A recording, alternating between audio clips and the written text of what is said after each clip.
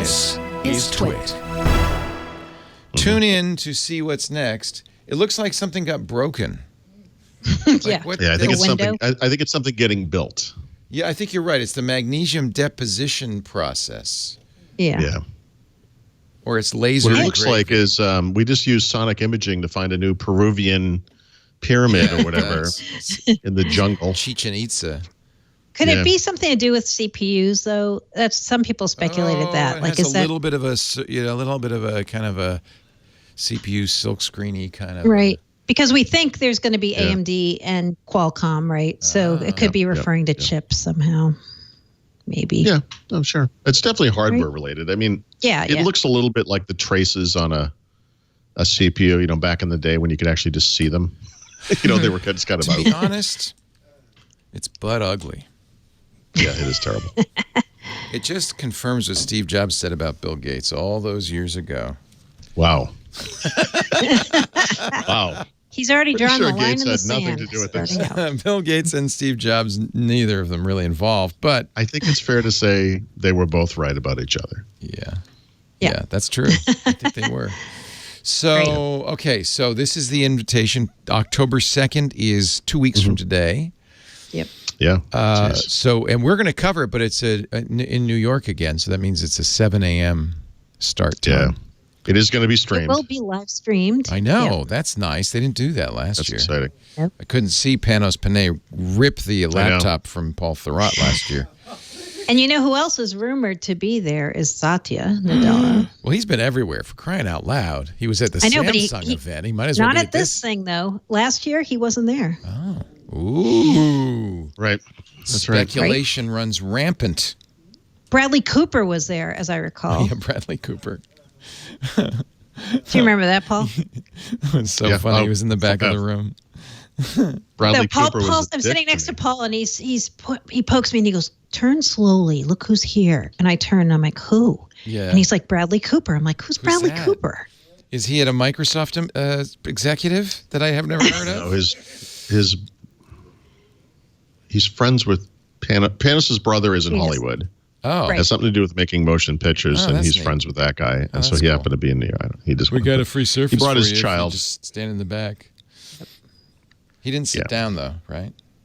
It was a little weird. It was. It was. We don't like to see our worlds collide, do we? No. We don't want Hollywood types to be real people. We just want them to be up there on the big screen. Yeah. So are we going to see so I think the most interesting rumor, which you can debunk, is that there will be a dual screen something or other. Right. Doohickey. Centaurus. Is that, you think, credible? Or is that wild speculation? So my guess is if they show it, it'll just be a glimpse, and it won't be like we're announcing this today and it's going to ship in a month. It's not ready. It's totally not ready. They shouldn't even talk about it. They shouldn't. No. Well, okay, but again, this is probably came up when you were gone, but one of the interesting things about this event is the timing. And with this year and Microsoft splitting up 19H2 into something kind of different and making 20H1 kind of a big deal, now that 19H2 will have happened by the time this event occurs, this might be a nice time to talk about the next major release of Windows.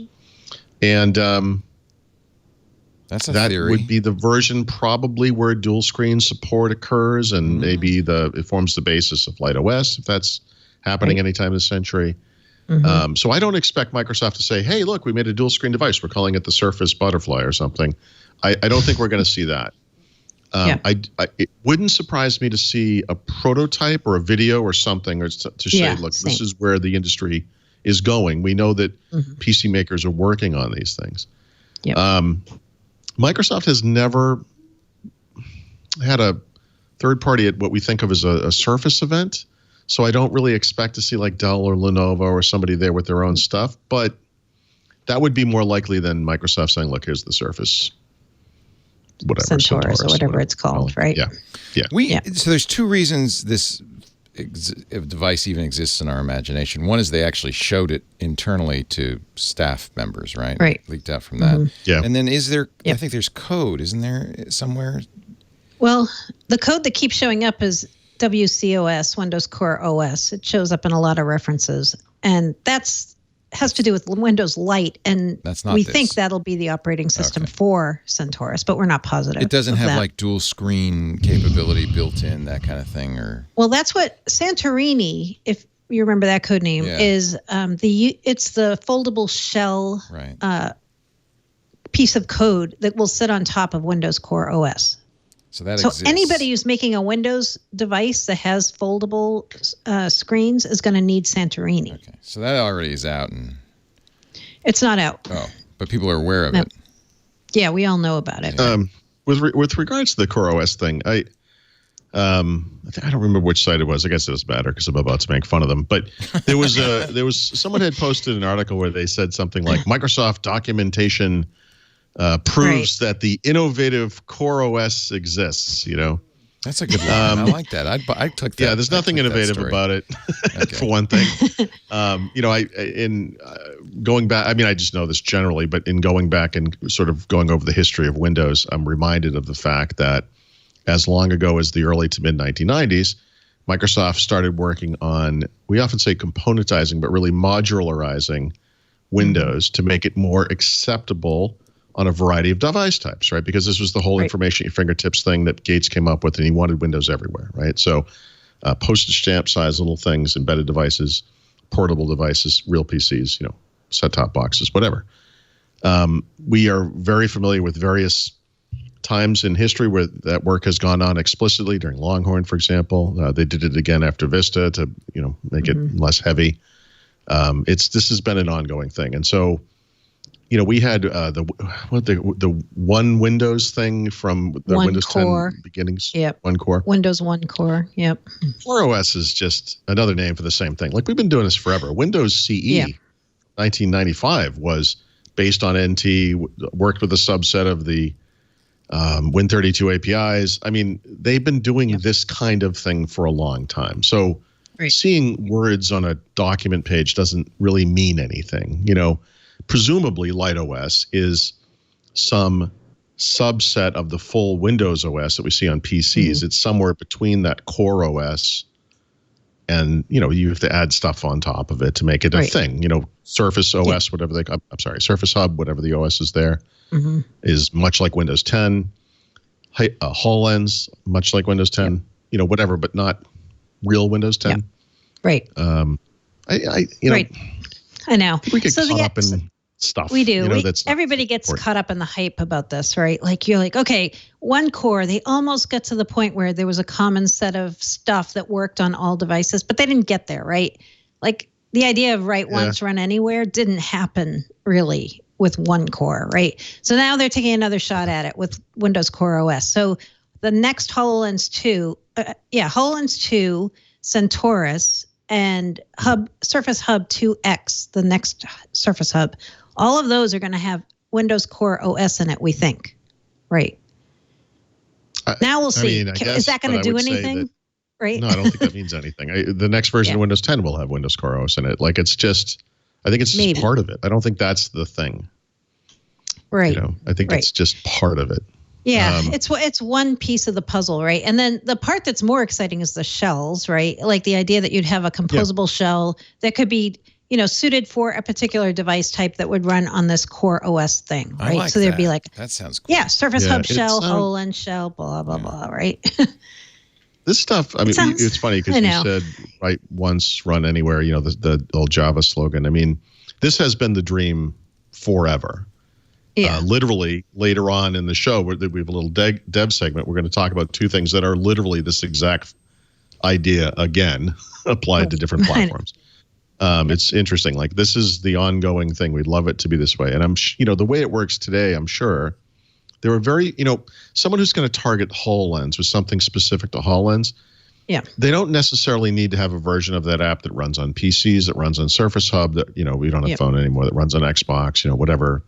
They may have another version. There's always some advantage to 70% of your code or 80%, whatever the number is, will work on both platforms, and then you have to do some platform-specific stuff to address HoloLens specifically and its unique features, or Surface Hub specifically, or whatever it is.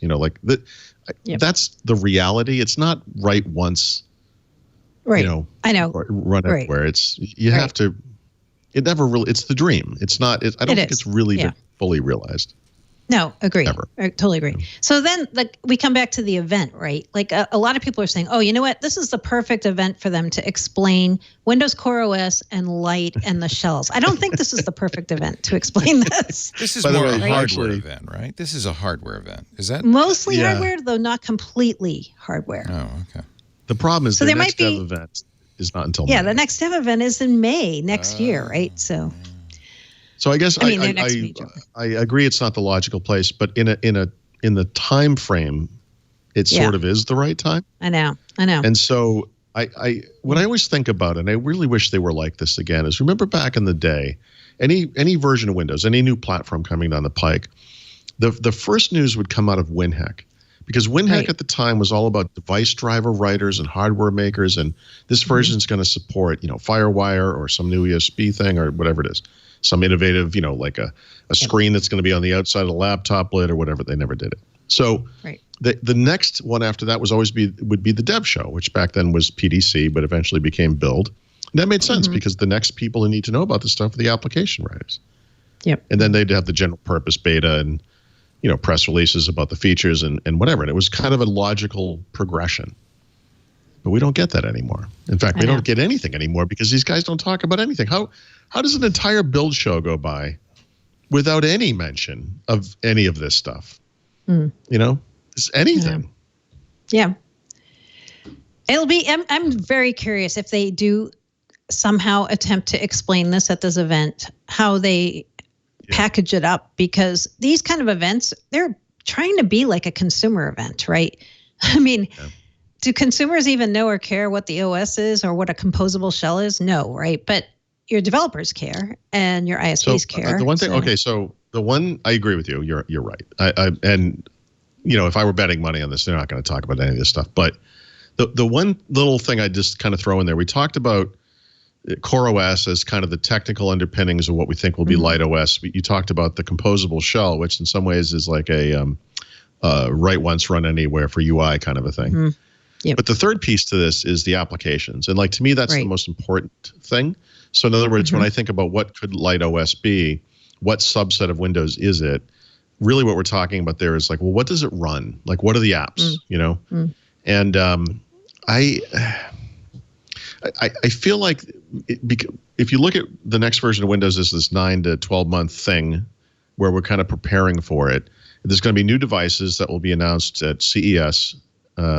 It almost makes sense to prep people for this kind of stuff because, you can have these apps that run today on whatever the computer you have now, but maybe in the future you'll have this innovative new thing and your apps will all come over. Maybe that's the story.